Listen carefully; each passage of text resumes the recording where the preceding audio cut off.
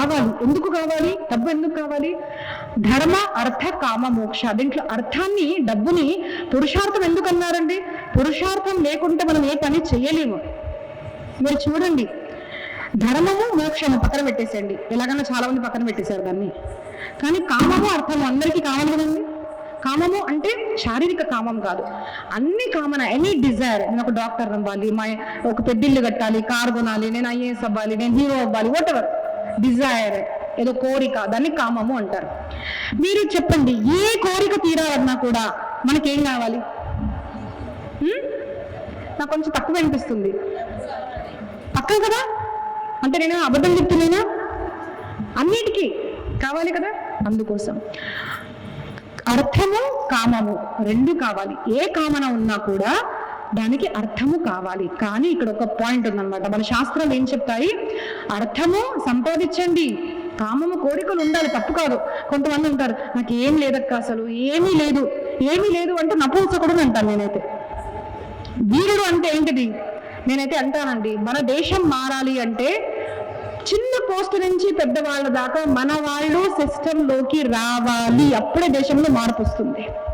చిన్న కార్పొరేటర్ నుంచి, కార్పొరేటర్ మన వాళ్ళే ఉండాలి. మన వాళ్ళు అంటే ఎవరు?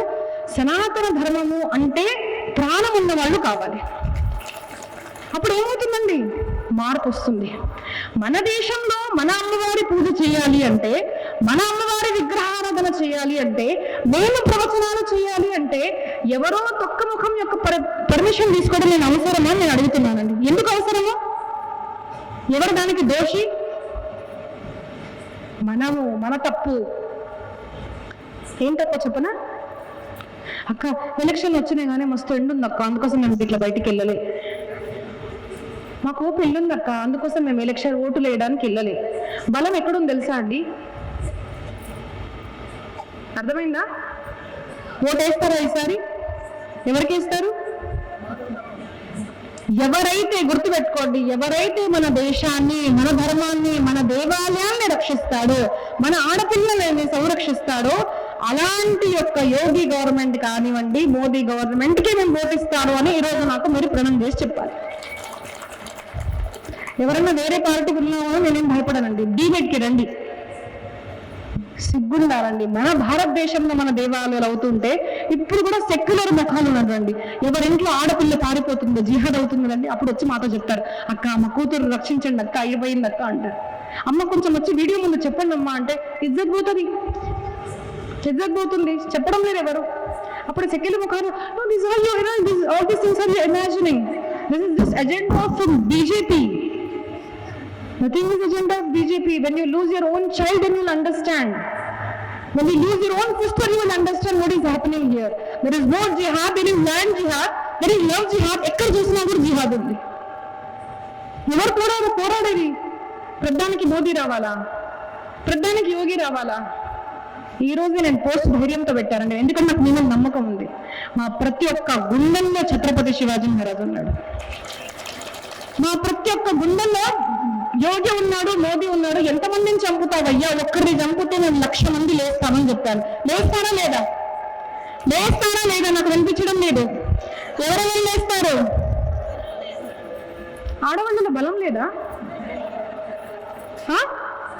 మహిషాసుర మర్దిని చరిత్ర ఎవరెవరు లేస్తారు దేశం కోసం? ఏమి చేయకండి మా ఇంట్లో కూర్చొని పట్టు చీరలు వేసుకొని, కానీ ఓటు రోజుల్లో బయటికి రండి. నా విన్నపం, ఈసారి తెలంగాణ ఆంధ్రలో Modi government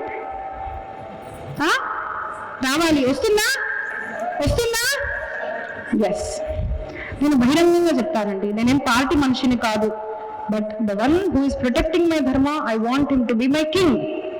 I'm very frank. అదే మనకు సనాతన ధర్మం చెప్తుంది, అదే మనకు చరిత్ర చెప్తుంది.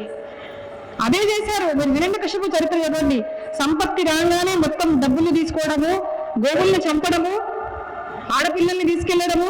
మొన్న ప్రవచనం చెప్తున్నారు, అక్క రావణాసుడు ఎందుకు అక్క బద్నాం చేస్తాను, ఏం చేసిండు అక్క అంటున్నారు. ఇప్పుడు కూడా ఉన్నారండి రావణాసుడు భక్తుడు. అసలు నాకు అర్థం కాదు. ఒకసారి రామాయణం చదవండి, నేను మళ్ళీ వచ్చి మీకు రామాయణం చెప్తా. రామాయణం కాదు, మీకు రావణ కథ చెప్తా నేను. ఎంతమందిని ఎవరింట్లో నుంచి ఎంతమంది ఆడపిల్లల్ని తీసుకెళ్లాడు?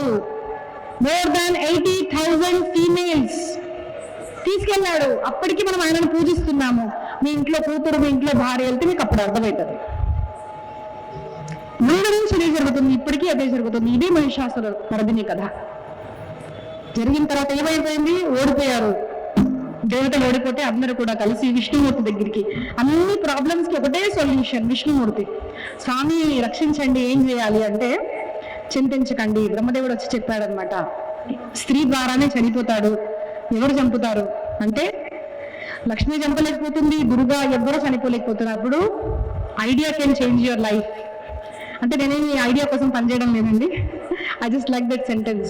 సో విష్ణుమూర్తి ఏం చెప్తారు అంటే, పర్వాలేదు, ఒక మాట గుర్తుంచుకోండి, సమాజంలో ఒక గొప్ప, ఇది చాలా ఇంపార్టెంట్ అండి, సమాజంలో ఒక గొప్ప పని జరగాలి అంటే ప్రతివాడు తన తన శక్తిని ఉపయోగిస్తే ఒక దుర్గా ఆవిర్భవిస్తుంది. గుర్తుపెట్టుకోండి. ఏం చేయాలి స్వామి అంటే, వరుణుడు వారుణుని ఇచ్చాడు, ఇంద్రుడు ఇంద్రాణిని ఇచ్చాడు, శివుడు పార్వతిని ఇచ్చాడు, విష్ణుమూర్తి లక్ష్మిని ఇచ్చాడు.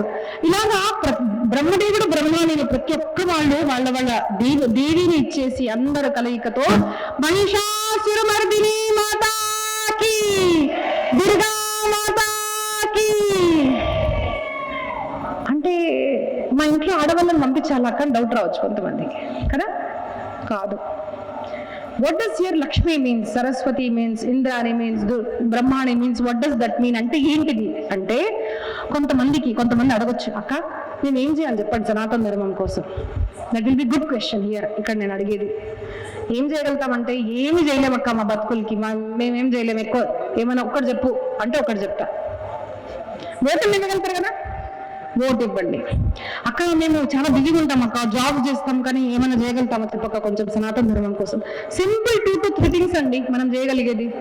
మీ ఇంటి దగ్గర ఏదన్నా దేవాలయం ఉంటే రోజు దేవాలయానికి వెళ్ళగలుగుతారా లేదా? వెళ్ళగలుగుతారా? ఆ దేవాలయంలో సండే టు సండే చర్చ్ ఉంటుంది, జుమ్మేకి జుమ్మే ఉంటుంది, వాళ్ళ రోడ్ మీద కూడా ఉంటుంది. మనం సండే టు సండే దేవాలయం పెట్టలేవా?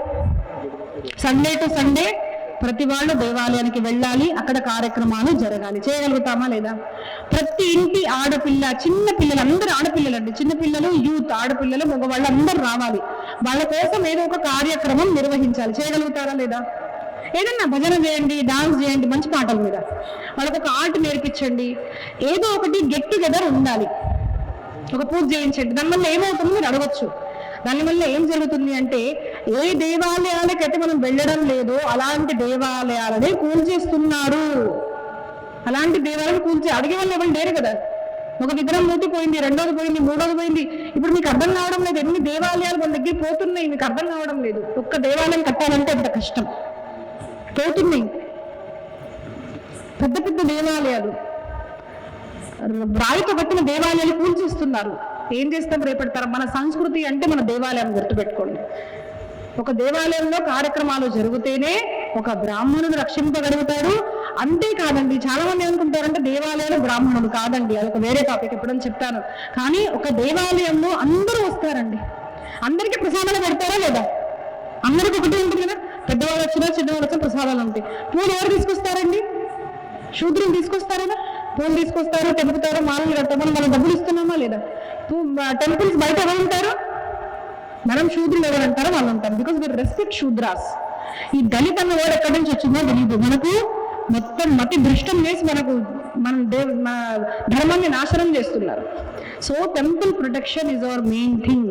తర్వాత రెండో విషయం, ఇంట్లో ప్రతి వాళ్ళు రోజు 10 నిమిషాలు రామాయణమో భాగవతమో వినాలి. మన రాముడు ఎవడు, మన శివుడు ఎవడు, మన అమ్మవారు ఎవరు మనకు తెలియాలి. మీరు కేరళ స్టోరీ కనుక చూసుంటే మీకు తెలుసుంటుంది. ఎక్కడి నుంచి బ్రెయిన్ స్టార్మింగ్ జరుగుతుందండి. ఏంటా అమ్మ పులి మీద కూర్చుంటారు అంటే ఎవరైనా ఆడవాళ్ళు కూర్చోగలుగుతారా? భయం వేస్తుంది అసలు. ఏంటి ఆంజనేయ స్వామి దానికి తోకంతది కోతి పూజ చేస్తారా మీరు అనగానే మన పిల్లలు కూడా అవును కదా ఎందుకు చేస్తాం, మమ్మీ ఎందుకు చేస్తామే అనగానే మాకేం తెలియదు. పిచ్చి పిచ్చిగా అడగకు, నువ్వు నేను చెప్తున్నా కదా పదవ గుడికి అంటది. అంటే మమ్మీస్ ఫోర్స్, అమ్మ నేను రానమ్మా అంటది. But they people are giving logical answers, so called logical answers. మన దగ్గర ఆన్సర్స్ లేవు. ఆన్సర్స్ ఎలా ఇస్తాము? మనము పురాణాలు చదివితే ఇస్తాము. 2 పనులు. మూడోది, అందరూ ఇంట్లో బొట్టు పెట్టుకోవాలి. వెనక వినండి, ఆడవాళ్ళు కాదు మగవాళ్ళు కూడా బొట్టు పెట్టుకోవాలి. రీసెంట్గా అండి ఆ తిరుపతి లడ్డు జరిగింది కదా, ఆ ప్రసాదం అందరికి పంచుదామని వెళ్తే వీ డోంట్ టేక్ అంటున్నారు కొంతమంది తీసుకుంటున్నారు. తీసుకునే వాళ్ళు తీసుకునే వాళ్ళు అందరికీ బొట్టు లేదు. ఇప్పుడు నేను ఎవరిని అడగాలో నాకు అర్థం కావడం లేదు, ఎందుకంటే అసలు హిందువులు ఎవరు నాకు అర్థం కావడం లేదు. ఒక రుద్రాక్ష మాల లేదు, ఒక తులసి మాల లేదు, బొట్టు లేదు. వాళ్ళకన్నా ఇది ఉంటుంది, టోపీ ఉంటుంది, గడ్డమని ఉంటుంది, ఏవో అర్థమవుతుంది. క్రాస్ పెట్టుకుంటారు కంపల్సరీ.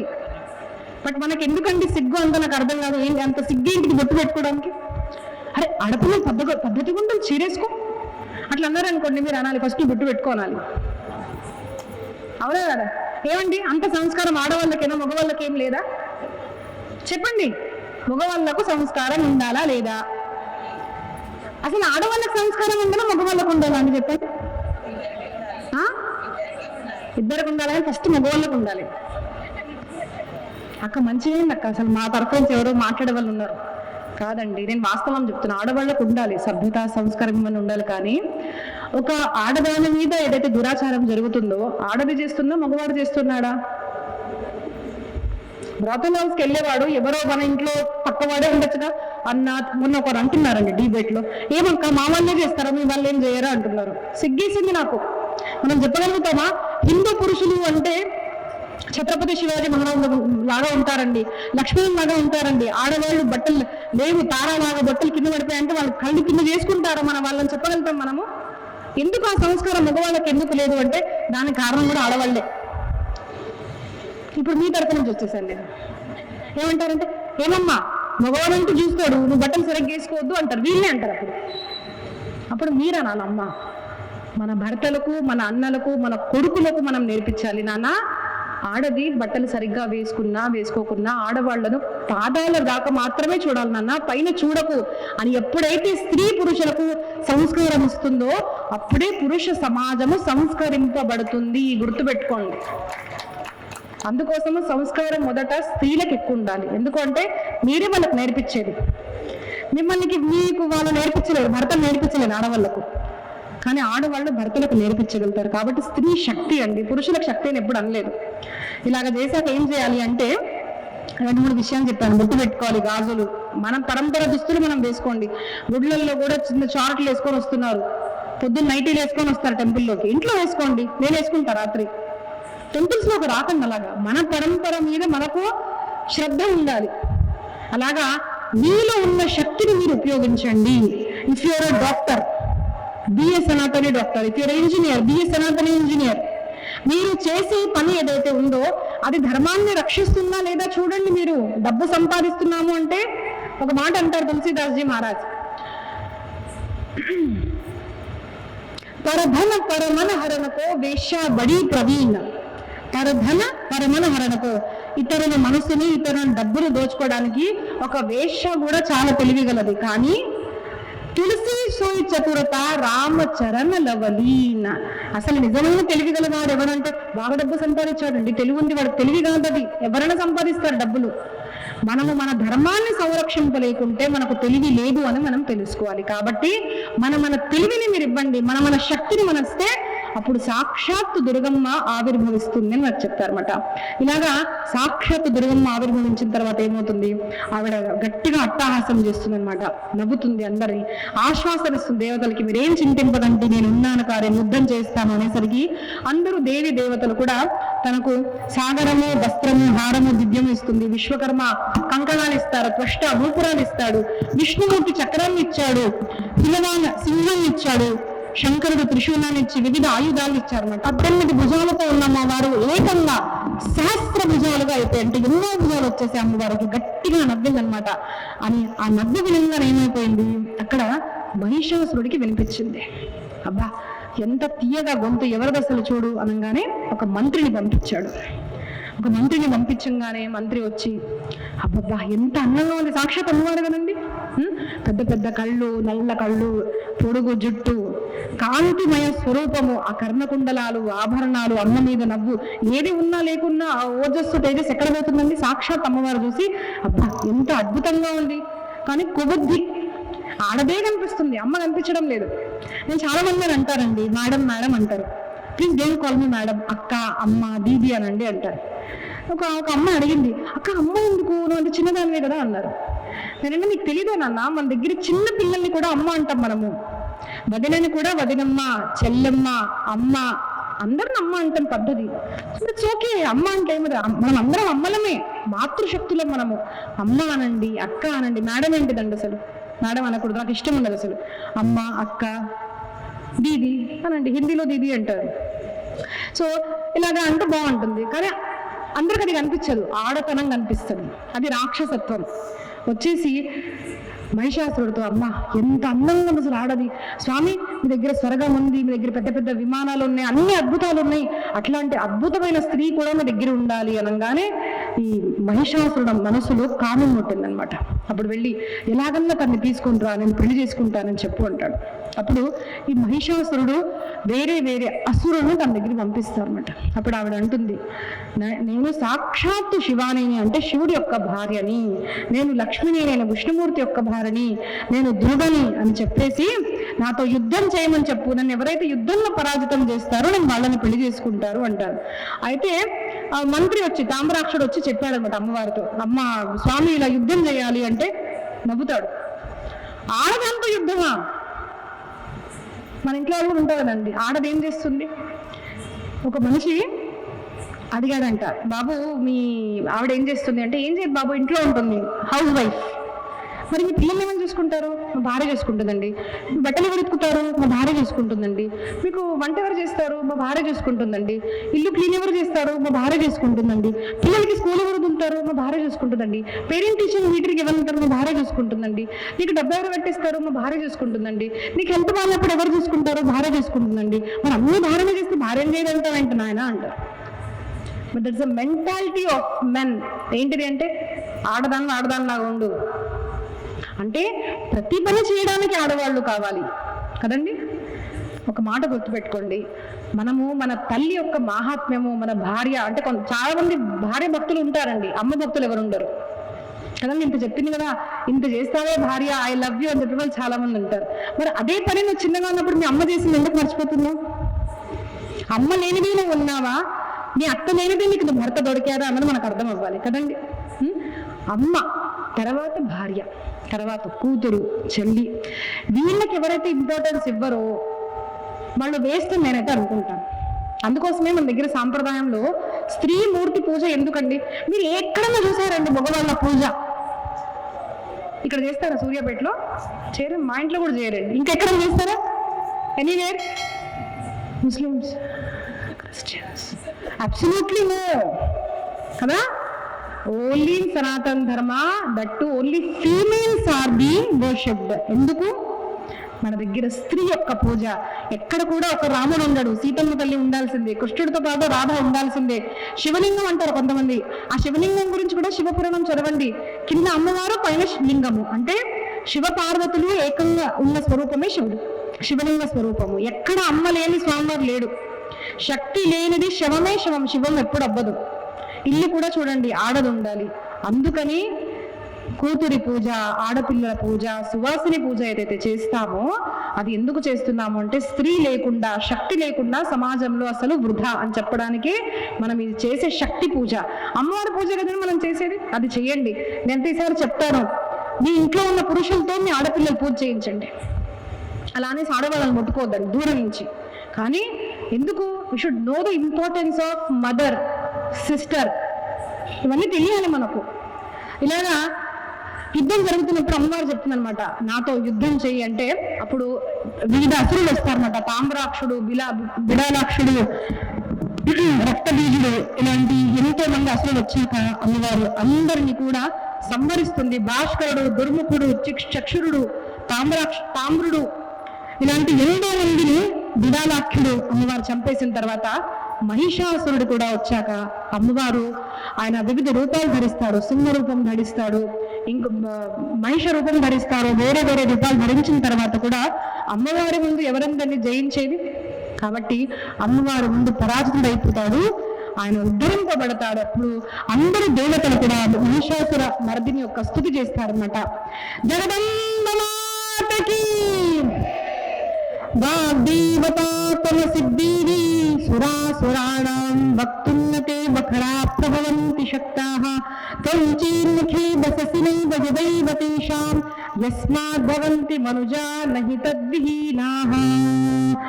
जगदम्बमाता की जय, महिषासुरमर्दिनी माता की, लक्ष्मी माता की, दुर्गा माता की, भवानी माता की, वंदे।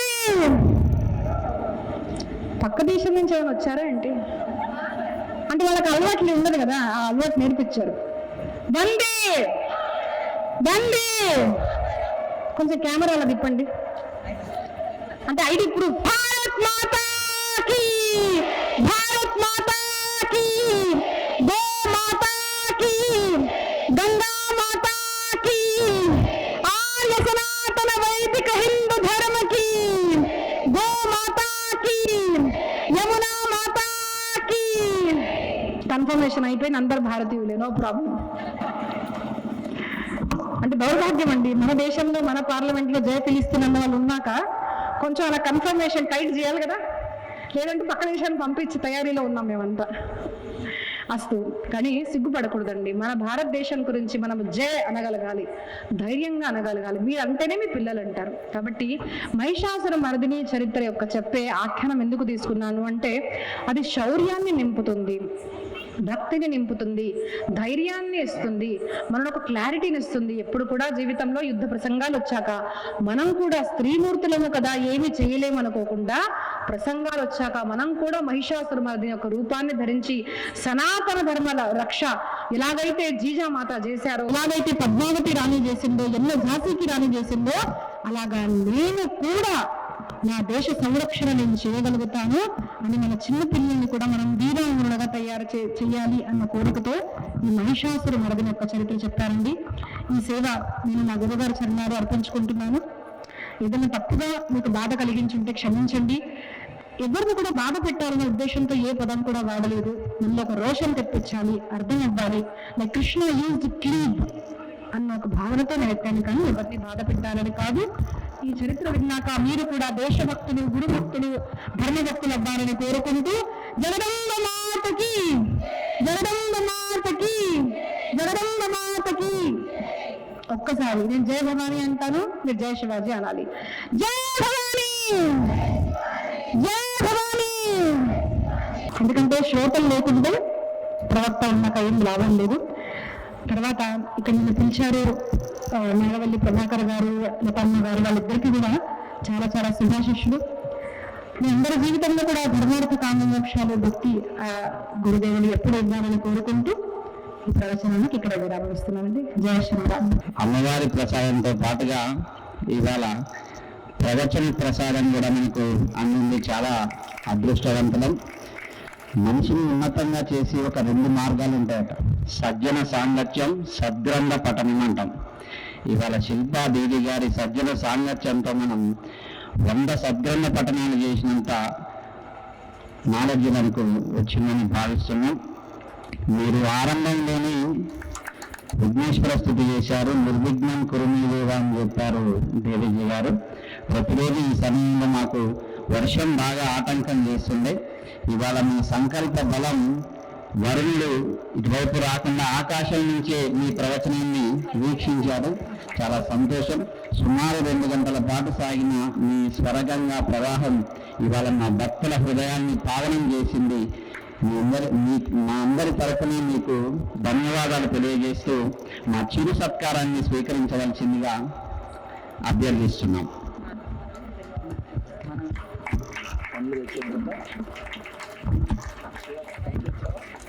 కమిటీ పక్షాన, ఇక్కడ హాజరైన భక్తులందరి పక్షాన ఒక చిరు జ్ఞాపిక శాలువాతో శిల్పాదేవి గారిని సన్మానించవలసిందిగా కమిటీ సభ్యుల్ని అభ్యర్థిస్తున్నాం.